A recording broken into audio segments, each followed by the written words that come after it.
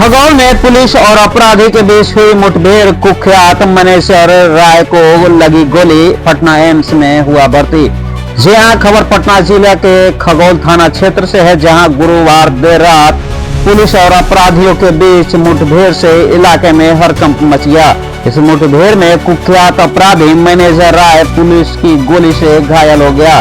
घायल हालत में उसे इलाज के लिए पटना एम्स में भर्ती कराया गया है, जहां उसकी स्थिति पर नजर रखी जा रही है। पुलिस के मुताबिक मैनेजर राय पटना के दीदारगंज इलाके का रहने वाला है और वह खगौल के मोहम्मद अनावर आलम हत्याकांड समेत हत्या, लूट और रंगदारी के कई मामलों में लंबे समय से फरार चल रहा था। गुरुवार देर रात पुलिस को उसके खगौल में छिपे होने की गुप्त सूचना मिली, जिसके बाद इलाके की घेराबंदी की गई।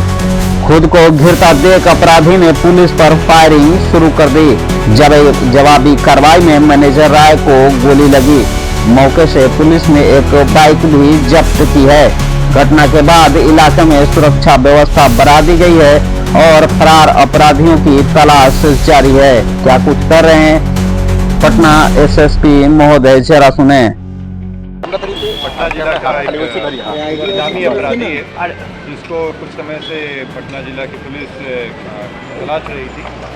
मैनेजर राय नाम के व्यक्ति हैं और केस दर्ज है इनके ऊपर। इसमें लूट के अलावा इसमें डकैती और आर्म्स एक्ट के भी बहुत सारे केसेस हैं। हत्या के कई ज़्यादा केसेस हैं और अभी ये कई केस में वांटेड भी था।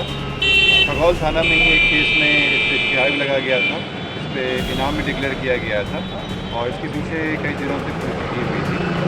इसमें हम लोग को एसटीएफ की मदद भी बन रही थी और उनके सूचना के तहत हम लोग जानकारी मिली कि वो इस क्षेत्र में आया हुआ है।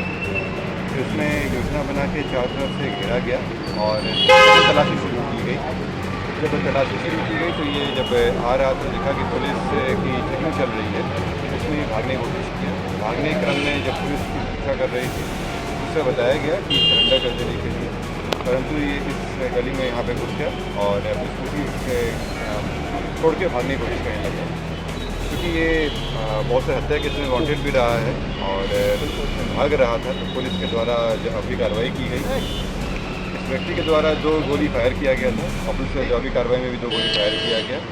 उसको पैर के घुटने के नीचे गोली लगा। गोली लगने के बाद वो यहाँ गिर गया।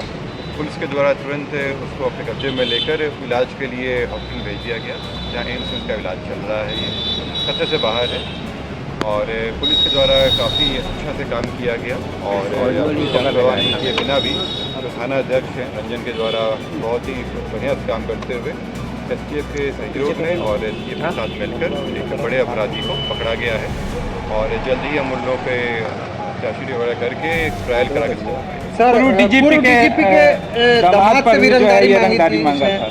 इसमें बताया कि इस पर कई सारे केसेस थे, 20 से ज़्यादा केसेस हैं इनके ऊपर।